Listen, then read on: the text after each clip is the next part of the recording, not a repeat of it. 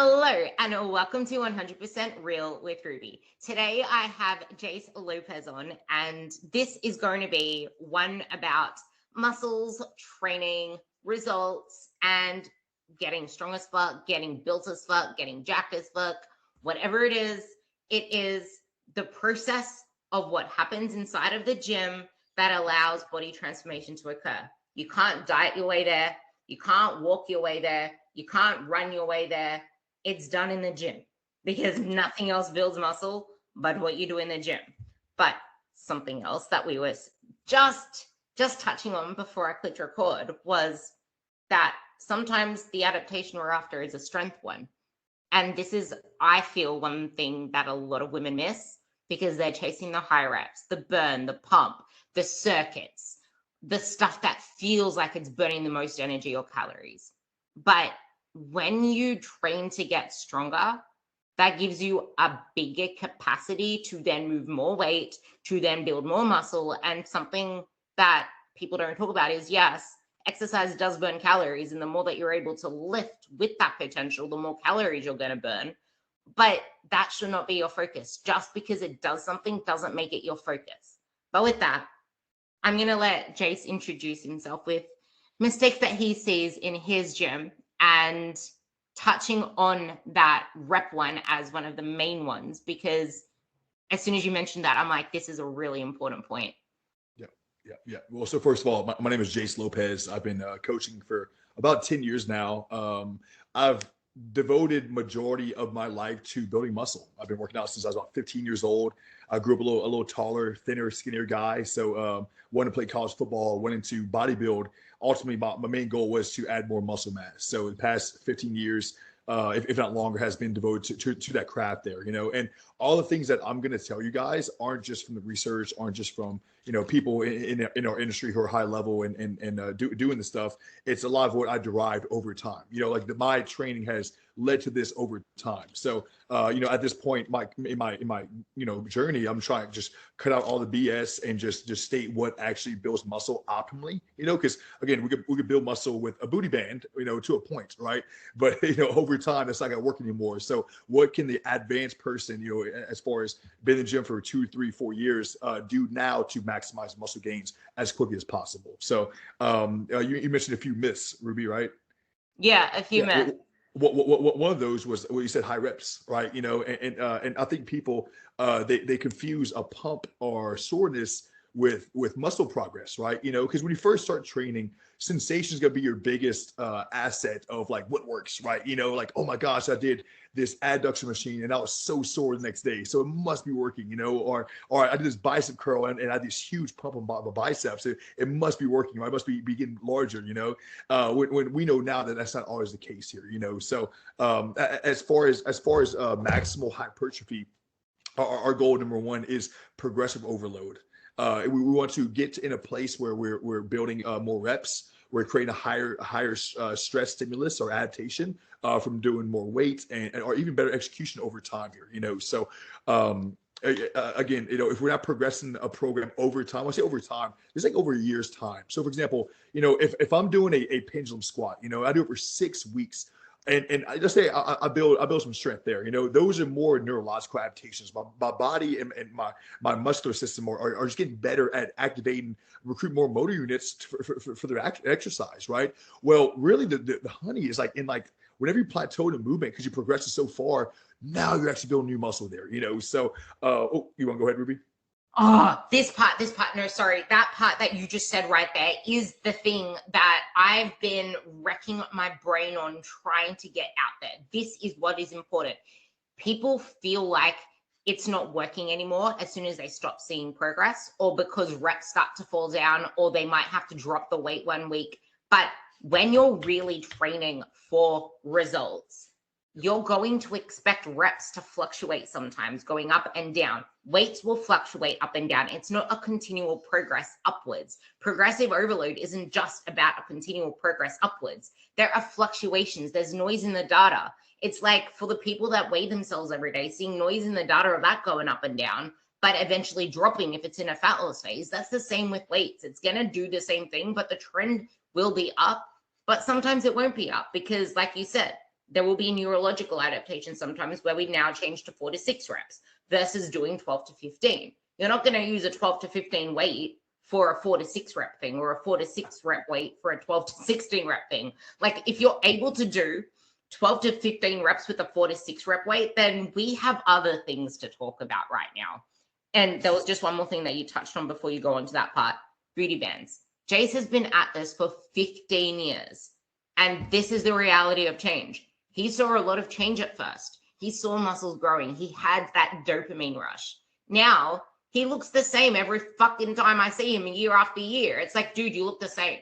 Well, duh, I look the same. Like, that's the part of this. Like, change, like, it just plateaus-ish over time, but it doesn't mean nothing's happening. Jay said you have to force progress. Take that away. Yeah, so I mean, great points there. I won't get too ahead, Ruby. I kind of go back to progressive overload. Is that, we want to see progression over time here. So you really have to stick with the same programming or the same exercise long enough to really plateau and then dig for new PRs there. And then once you plateau over 3, 4, 5, 6 months, and now we're seeing new adaptations, that's when muscle cells are trying to grow here. So the next factors that come with muscle growth are big factors, should I say, is what kind of Ruby said. Train close to failure. Okay. There's something called mechanical tension that we're trying to create here. It's basically the high pulling forces, because muscles pull together to, create a movement that simulates a neurological adaptation to build muscle. So muscle isn't built from tearing the muscle down and building back stronger. I think that's a big misconception with being sore. Like, oh no, it's damaged and now it's gonna come back stronger. Like everything else in life, right? A muscle grows from your brain saying, hey, last time that load, that stressor was a little too much. I'm actually create new muscle cells to new contractile proteins that pull the muscle together. So next time they had that to get to overcome the stressor, should I say, right? So again, basically, your muscle fibers are called myofibrils. It creates new myofibrils over time to grow from, and that's the ones you grow over time. So again, it's totally a brain response. It's not like a physical response where your muscles just tear down and build back stronger here. But again, we have to train close to failure to create that adaptation there and create high amounts of mechanical tension. But there's another factor there called high motor unit recruitment. So you're like, oof, that's a lot of G's. Hold on. So let me stay with me here, okay? So within your muscle, so if you have a bicep, there's sections of your bicep that can activate and work in a curl, and there's sections that can't, or groups, should I say here, And what controls the group is a bunch of nerves, okay? So each group has its own nerve there, okay? Well, there's something called a ladder of motor unit recruitment, meaning when I first start doing curls, I'm doing 20 pounds, right? My body is only gonna give me what it can adapt to and where it's been. So if I'm doing 20 pounds, it's really heavy. I'm like, man, this is really hard, Well, next time I do 25, I'm like, oh, what happened there? My body actually climbed the ladder of motor unit recruitment, is now recruit more motor units as a whole to move this load here, So this only comes with lifting a heavier weight. So, Ruby talks about, doing a 15 rep, rep max load for 5 or 6 reps. You're not going to create this adaptation or something that you're trying to create simply because motor recruitment is lower there. Sure, I could train to failure and create mechanical tension, but I need high motor unit recruitment or high effort within the set to have that synergistic effect of this muscle building response here. Okay, but the last variable is a low fatigue state. So fatigue is pretty vast in its mechanisms. I mean, you have fatigue from your brain, from your nervous system, your spinal cord to peripherally in your limbs. So so our goal is to limit fatigue as much as possible. So when I'm doing the sets, my body has high motor unit recruitment and can get high mechanical tension there. Because if I do a CrossFit workout, and now I'm coming to my workout in a fatigue state, now I won't be able to actually train with high motor unit recruitment combines fatigue. Again, that's what blocks the mechanism there, So again, want to have progressive overload over time. We'll have the synergistic effect of high motor unit recruitment and high mechanical tension, but also want to be in a low fatigue environment there. So I would say that's probably the top 4 things that accumulate to build new muscle cells. And this is why having some strength work in your training, like 5 to 8 reps, is really important. I'm going to touch on the high threshold recruitment first. If you're training really like proper form, you need to have your technique in check for this. It's not just quarter squatting and adding it on because you want to get 4 to 6 reps. It's doing the same way that you execute those higher rep stuff with good form. The same way with the lower reps, but with slightly heavier weight, which at first, it may only be a little bit above your 12 to 15 rep. And that's okay. Don't just think because it says 4 to 6 reps, you're going to chuck on 20 pounds or 10 pounds. Like, your body has not learnt how to fire that way. And this is exactly what Jace was saying about how the brain adapts first and then the muscles do. So it's going to take time. You might be doing like 60 kilo, let's just say 50 kilos, 100 pounds, 12 to 15 reps. And then add on just a bare 10 pounds, 5 kilos. And that is your max for 4 to 6 reps. But you'll increase that fast over time as your body learns how to recruit things. And then you're finally in this place where you're lifting heavier loads for those shorter reps. But most of those reps are high threshold effective reps because it is in that higher range. And then the second thing you said with the fatigue, this is my favorite part to talk on, because it's like, just because you're training hard doesn't mean it's going to get the results that you're after, because hard feels harder if you did not fuel for your session, if you train fasted, if you're on keto, if your lifestyle is a rock. If you're in a fat loss phase, things feel harder as well. So it's fighting to even maintain progress there and to keep trying to chase progress there. There are so many factors that come into the fatigue, but also the booty bands thing, just because of that, I wanted to go back to that part. That is not going to get the high threshold motor units. Like, you're looking at guys and seeing how are they able to get fast results all the time. Oh, that's so unfair. My husband's able to just do this and he's able to see. Well, guys usually are the ones that are buffoons with eating way too much and training like assholes with heavy weights. Whereas females are usually the ones that are trying to do cable kickbacks and booty band things and air squats and dieting all the time. And as a woman, I'm obviously not shaming women for this, because I fell into the same trap once.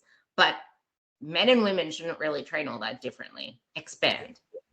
Yeah. So going back to the effective reps you mentioned here with high threshold motor units, I don't want to get too crazy on your audience. I'm not sure how advanced they are, but we do want to train in a lower rep range. Essentially, not everybody can train in a lower rep range. If I'm doing a 5 rep squat max, that takes a lot of time, a lot of skill, a lot of toughness and mental acuity to really get to that threshold of actually making it effective and not doing a higher rep max, right?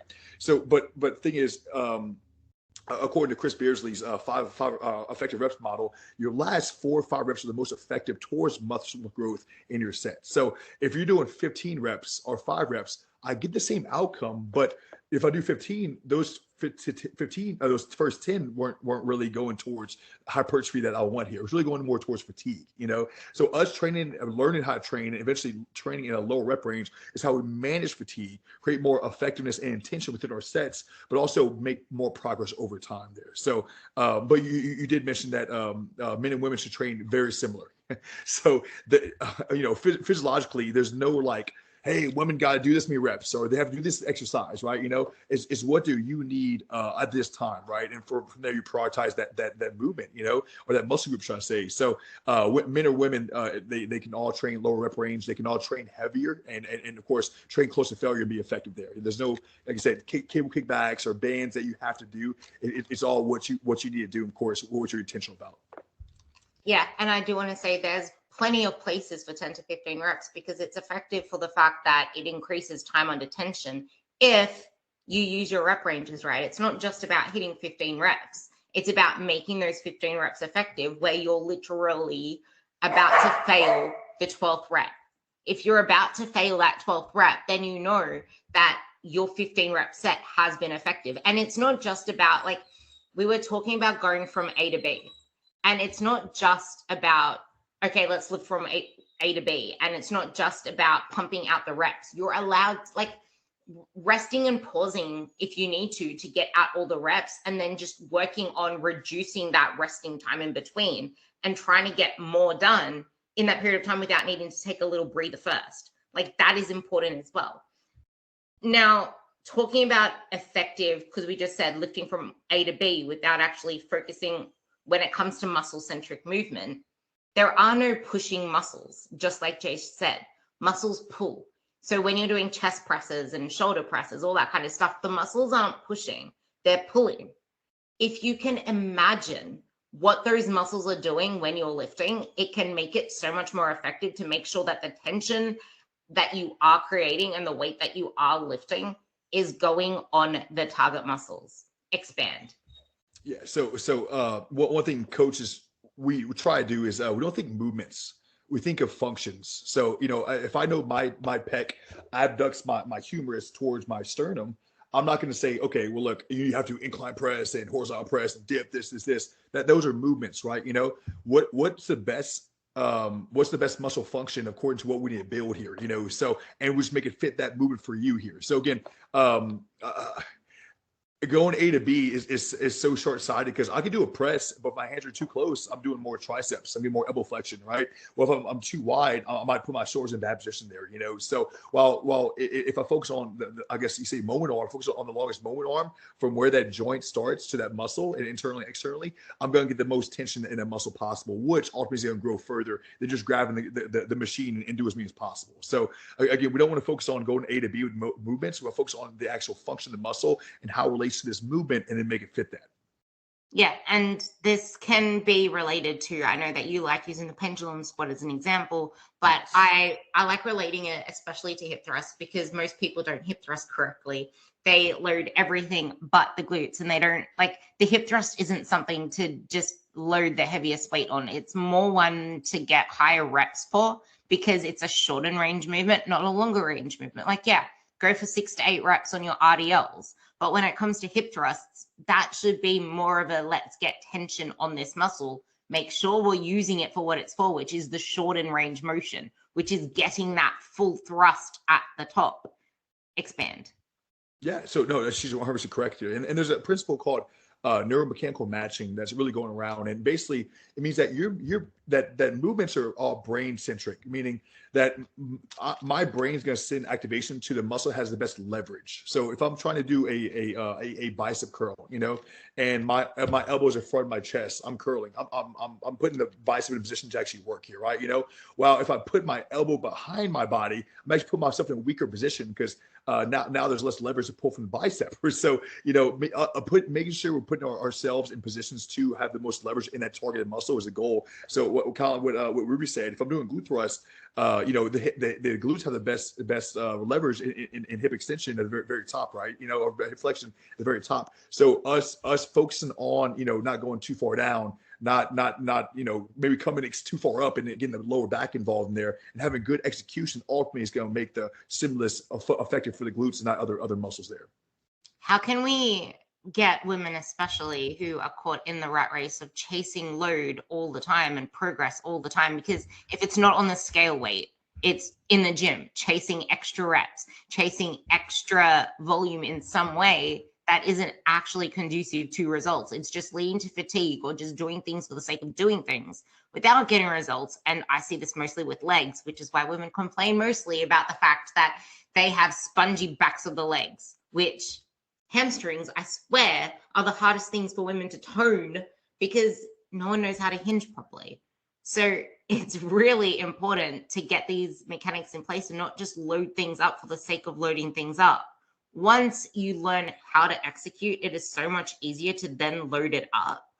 So that's one thing I do want you to talk on. But I really, really feel the most overlooked part of lifting correctly, which comes into the hinging, is learning how to brace your core, learning how to use your core. Because without that, that kind of goes with the neuromechanical matching as well. Your abs and your glutes work together. If you let your abs and core go floppy, have fun recruiting your glutes effectively. Expand. Yeah, so let's go back to the progressive overload aspect. So I love chasing the logbook. I mean, it's such a great mindset to go to the gym and try to get PRs every single session. You might not get the PR, but at least that's your intention. And but the thing about it is, it's just data. So as coaches, when clients send us their logbook, they send us their biofeedback, they send us their measurements, they send us the pictures, there's just data for us to see how the program's going for you. So, if we see that progressions have went down, maybe they need more food, maybe they need less train volume, maybe they need more rest between sessions, right? And frequency. So again, all this is just logical data. We don't want to get emotional stance like, oh God, I'm not progressing, or my hip thrust stopped last week and I didn't make a progress. So, hey, that's fine. Okay. If you're going in focus and you have high execution, we're doing everything to do here. Okay. Just keep being patient, and those natural adaptations over time are going to come here, So again, all of this is just data for us coaches to help navigate your journey to keep making progress long term here. Okay, but you mentioned about bracing.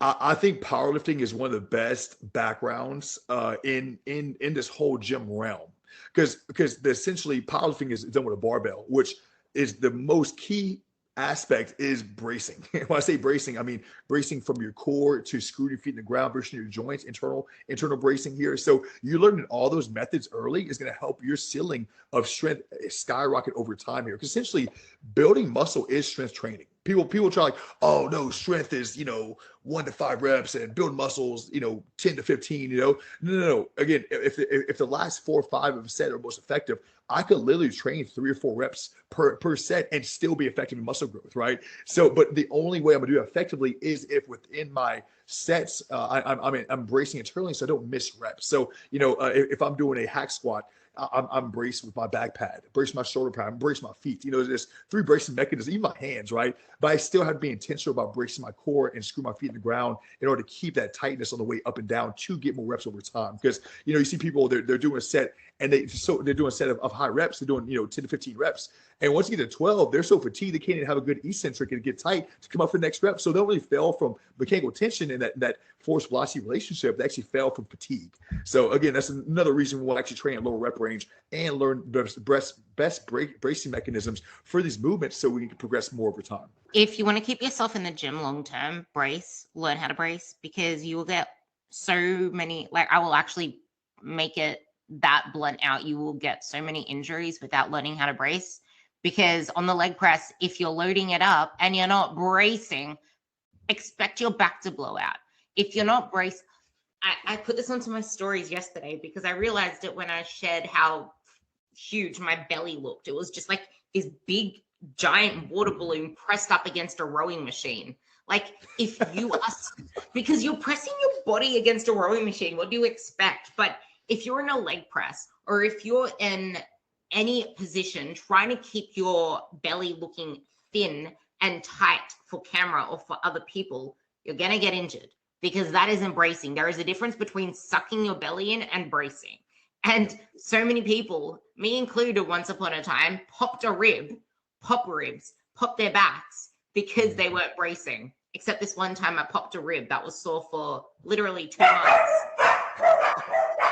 because I landed on a hair tie while I went to like I had my dumbbells in my hand and they're freaking heavy. I went to lie down on a bench and my rib just whacked on a hair tie and popped a rib. But anyway, back to that.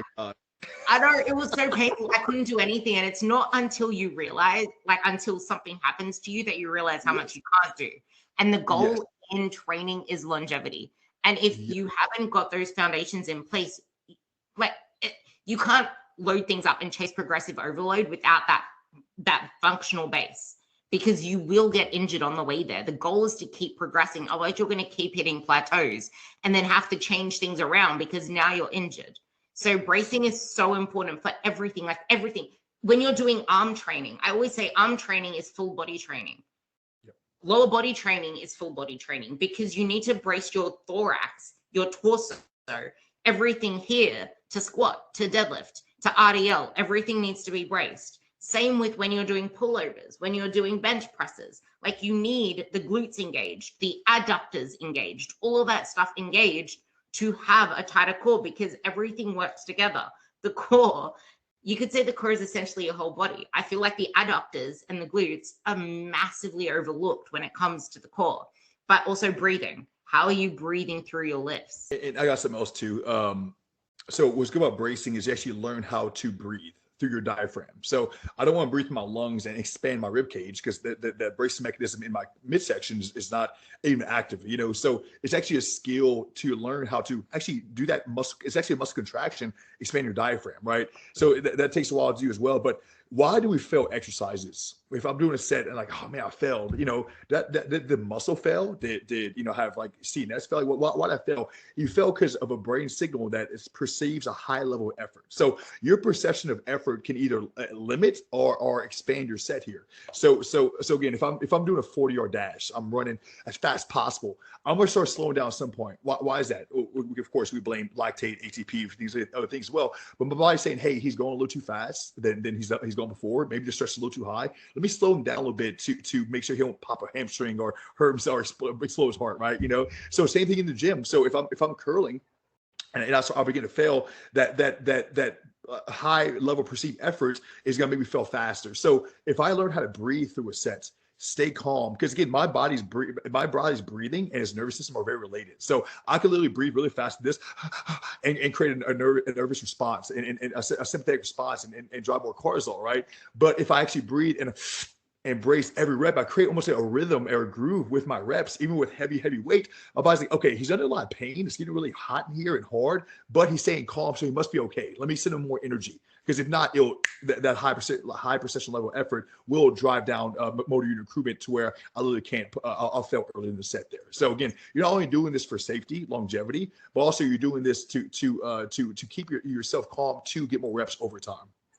I actually feel this part is massively overlooked because the way that you go into the gym is going to set the tone.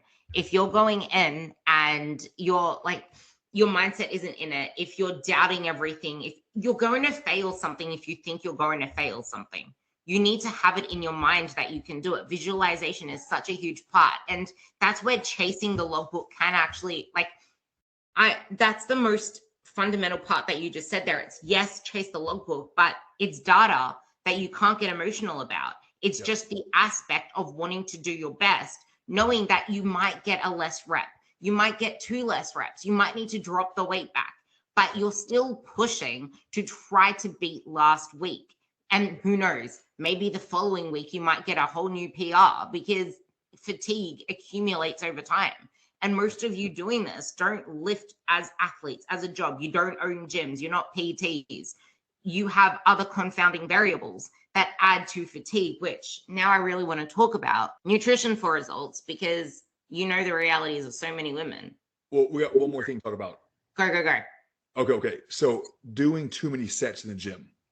So you know, based on data, you know, 1 to 2 sets to failure, close to failure, maintains muscle mass. So again, if you know, Ruby's trying to build her glutes, you know, if she does 1 set of glute thrusts and another set of split squats in a week, she's gonna maintain the muscle mass, right? You know, I mean, she might build. I mean, she can progress over time simply, but she's not gonna build a lot more muscle mass simply because, you know, there has to be more of a stimulus over time. Well, anything above that equals growth. So, but at the same time, there's a threshold. So normally they found that over 6 to 8 sets, you're kind of doing more junk volume. That muscle has now exceeded its ability to create muscle protein synthesis to recover, and now is spending more energy recovering the actual damaged ligaments, tissues, spindles, rather than actually going to new muscle growth there. So if I'm a woman, I'm trying to build my legs, I'm doing 3-4 leg days a week, I'm really just spinning my wheels and creating inflammation and high recovery processes, and now we're building new muscles. So I would say that if you're that majority of your muscle groups that you want to grow need to be brought forward to maybe 8 sets per week tops, and don't exceed that there. Because simply what's gonna happen, I mean, we gotta notice through your logbook, right? You're gonna start plateauing, you're gonna start having little tweaks and pains in the joint because you've exceeded your recovery processes.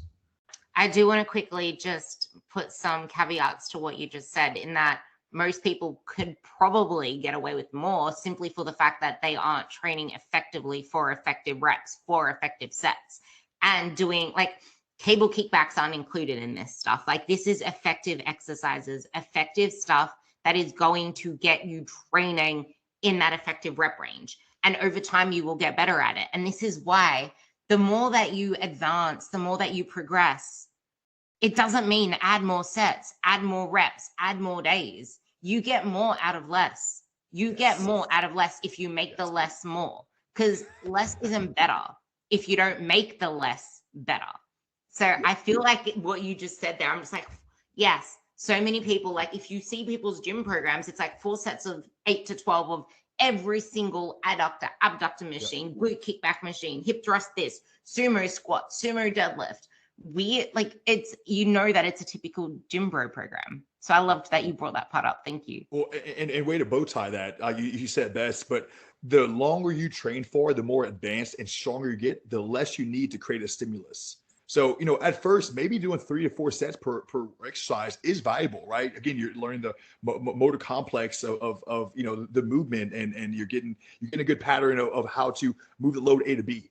But over time, as you get more skilled in the neurological connection of how to push hard, create more motor units, and create more mechanical tension, I don't need 4 sets. I need 1 set or 2 sets, right? So again, it all comes down to kind of your total weekly volume there. But such a great thing there. Again, the longer you train for, the less you need to be effective. Exactly. That's the most important part. But nutrition, no one, like, we can't overlook this. The carb fear, carb phobia, the chronic dieting, the yo-yo dieting, the being... People pinch penny. What's that thing? Step over pounds to pinch up pennies. I think that's the thing. People try to save food during the day or skimp on breakfast or train fasted so that they can have the whole macro bowl of creamy or whatever it is for dessert. But you're not actually feeding the thing that gets you the results that you want. You're not going to get the results that you want. You're going to fatigue earlier. You're not you're not even going to burn fat effectively because you're walking around like a zombie through the day. So Ruby had a great point there. You have to eat to grow muscle mass. You know, again, these recovery processes are really driven by calories. Your body's going to only give you what you put in. And you know, if we're eating at a lower maintenance or even at a deficit, I'm not going to be in an optimal environment to even put new muscle mass on. So sure, I might be getting stronger, but I'm not actually creating those muscular adaptations that I want there. So I think nutrition while building is really, really, really simple. Say, hey, how can we feed the body, nourish it with, you know, of course, calories, macros and micros, but be in position to progress your training. Because again, how much more do I have to eat to actually progress training? Not very much more, like maybe 200 or 300 calories above my maintenance, you know, to be in a growth phase. So again, we don't have to bulk. We don't have to add a bunch of crazy food there. Just eat in an upper maintenance. I promise you, you're going to progress over time. I think this is probably the most important part because so many women, they fall into this bulk cut cycle, and it's what I hate about the bros and the bodybuilding. It's like I'm so against the whole bulking paradigm. It like you can't force feed muscle growth. You can't force train muscle growth. The reason why people end up gaining more fat, or they only get bulky, or they gain too quickly, is because there's no planned strategic way to build muscle. There's no planned strategic way to now not do fat loss. It's either you're in a diet or not in a diet, versus you're in a diet or you're intentionally enhancing your physique, enhancing everything else. It's not just fat loss, maintenance, surplus. I hate that shit. It's either you're in fat loss or you're enhancing your physique, because you can enhance your physique in so many ways outside of fat loss. Fat loss doesn't enhance your physique. It dusts off, like you're doing the enhancing here. I said it like you're kind of doing cavings or whatever they're called, cravings, that thing. And then you dust off everything through fat loss. And then you see what you did.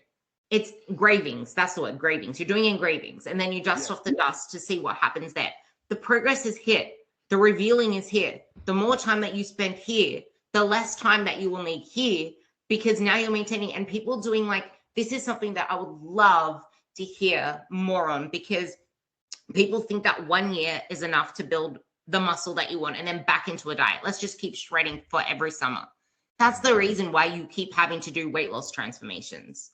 The longer that you can spend building, the easier it is after that. Like, I have not needed to do a fat loss phase in so freaking long to maintain a leaner than ever look, because I'm carrying with me 5 to 6 kilos more muscle mass over the period of 3 years of building. I probably built most of that within the first 1 to 2 years. The third year, it was just fighting for progress and maintaining that and keeping that status quo, back to be okay with nothing changing, because nothing changed to me in that period of time. I looked the same. And now it's just easier to live leaner because I did it once and I did it right. The dichotomy of women is that they want to be smaller. Society teaches be smaller, be thinner, be skinnier, be leaner. And unfortunately, they spend about 80% of their time cutting and about 20% actually nourishing their body, which ultimately leads to, faster aging, poor hormonal health, poor mental health, and poor self-image as well.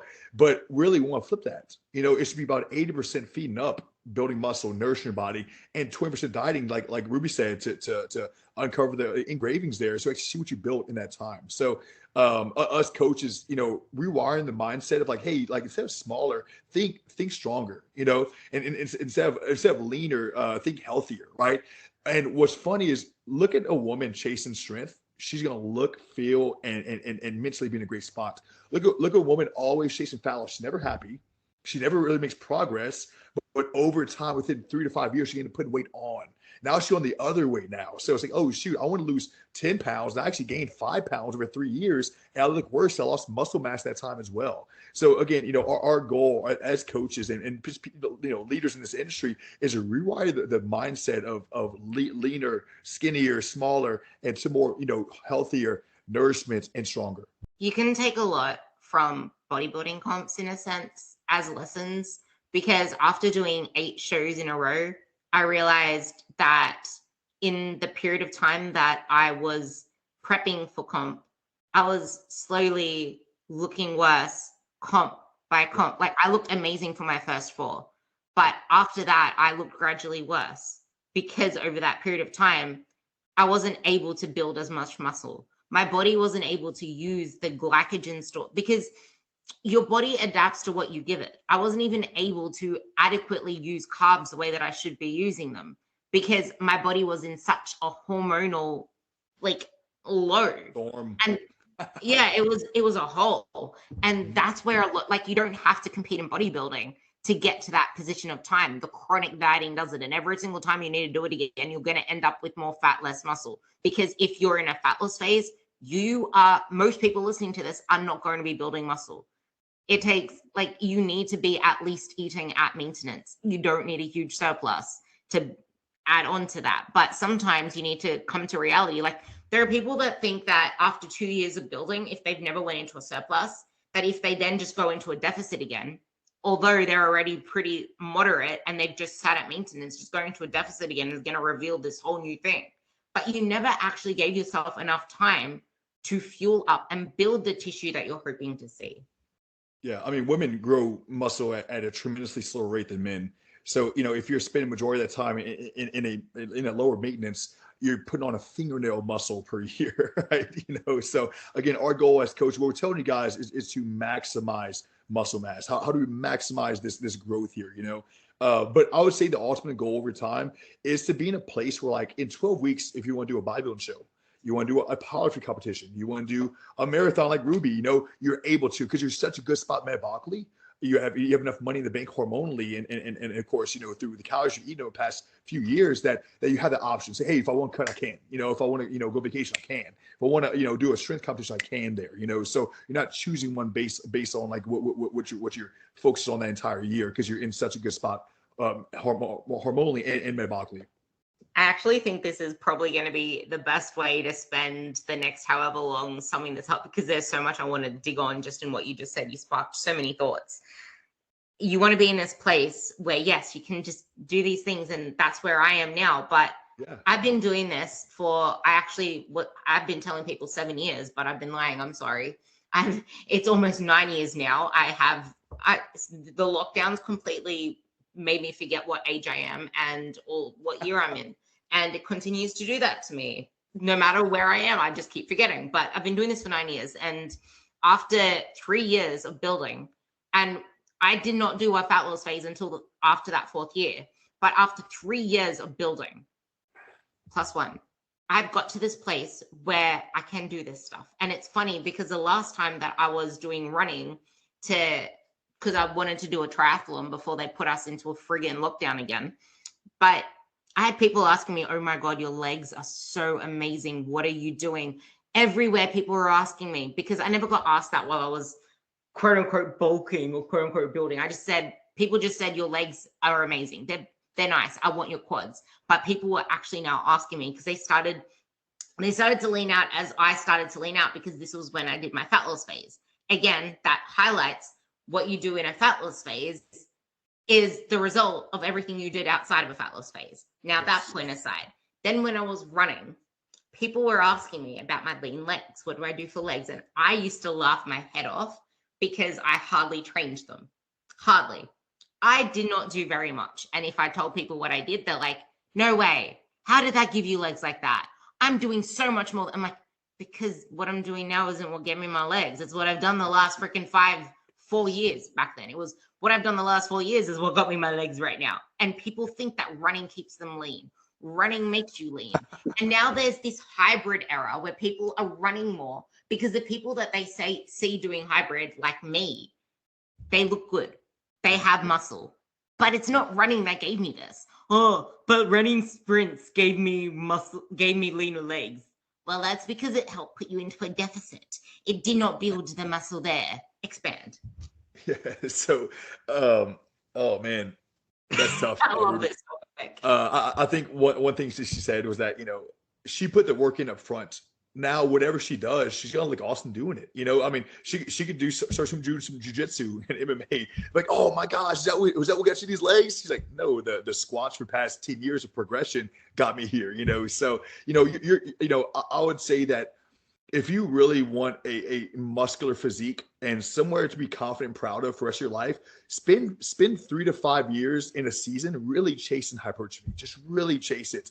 And that's going to set you up for life. For whatever you want to do after that, you're going to maintain majority of that muscle mass and carry that strength, joint health, mobility with you for the rest of your life. So it's really cool that Ruby's saying this because it's a great example of the goal. Like, hey, dude, like she put the work up front. Like if she want to grow her legs more, she has the option. But guess what? She put that season. She said, hey, in this season of my life, I'm gonna teach hypertrophy. Whether it lasts 7 years or 1 year, she got put enough muscle mass on to keep with her going forward there. As long as she maintains it. Like she probably still trains like a savage the day she does train, right? To help maintain the muscle mass. But again, you need to put the work up front to have options later. And this is the thing, like you see me lifting my weights to failure. You see me chasing these things. And I said to Jace before this, I have a squat goal and that is my only strength goal. I can't chase strength in everything if hypertrophy is my goal. And like he also said, you can only really focus on one main thing to be really good at that one main thing. So the fact that I'm trying to do all of this running now and this extra cardio isn't adding to my lean physique. It's making it harder for me to build a leaner physique. Because building a leaner physique isn't about the fat loss. It's not about the cardio. It's not about the running. It's about the building of the muscle tissue. The more muscle that you build, the leaner you look. Because muscle is lean. Lean is muscle. Muscle is strong. Strong is muscle. Strong is lean. Like it's that stuff. I am trying so hard to grow my glutes. And I know that it is getting slightly sacrificed by the fact that I have these other competing goals, these other interests. But at the same time, I'm feeding it. I'm eating almost 3,000 calories a day. If I wasn't eating I'm 5'1" and a bit, 5'1" and a bit. I'm tiny. I'm eating a lot of food for me. And that is because I am trying to stay at least at maintenance into a slight surplus. And I only by the time you guys are listening to this podcast, it would be quite a few weeks, but I only just established this goal yesterday that I want to take the running to a next level again. And I'm like doubting it, but I'm like, no, I want to do something challenging because it's been a while since I put myself into something challenging. And that's the thing with anything that you do. What are the trade-offs? But you need to come to reality about what actually gets the results that you want.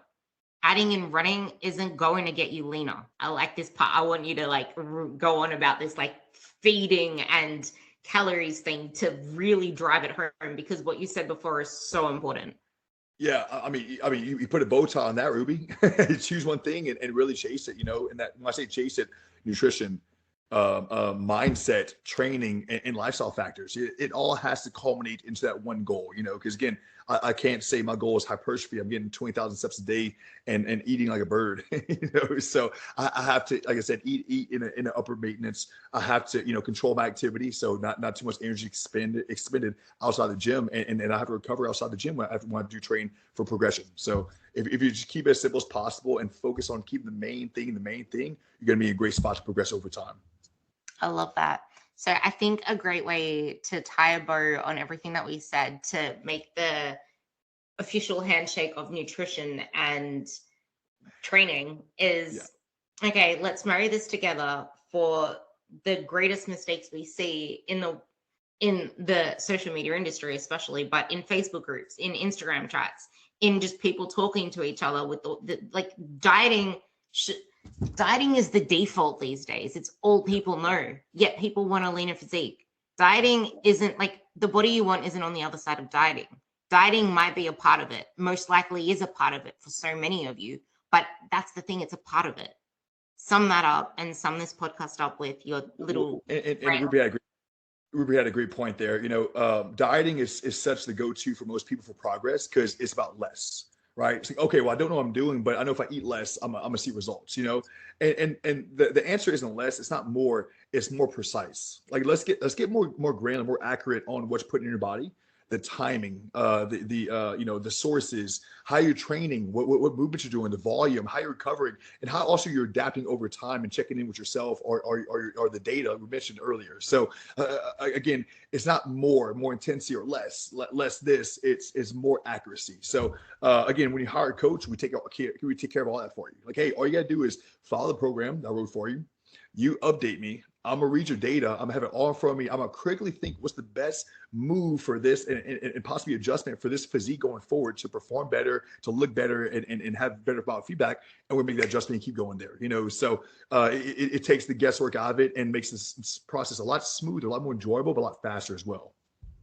Freaking love this. I love this conversation. I love when we can nerd out a little bit and geek out a bit because I don't get to unleash that part of me that often. So when I get the opportunity, freaking love I really hope you guys took a lot from this podcast. There is so much to glean from this, so much that you can apply and check in of yourself. Maybe pull out your program and check that out as well, but also check it out from where you are now in your journey, because sometimes it does take time with building your way up from your usual 15 to 20 rep circuits to, okay, now 12 to 15, 10 to 12, 8 to 12, being able to just learn what it feels like to fail, to use the 15 reps as a true 15 rep max, not a 20 rep max. Give it a go. And with that, Jace, what do you want to leave the ladies listening to this with? What do you want to share with them? I'm going to put whatever you mentioned down below as well as your Instagram, but what else do you want them to know? Where can they find you? So if you guys took, the way to optimize muscle growth, the nutrition facts we said here today, know that none of that matters if you're not consistent.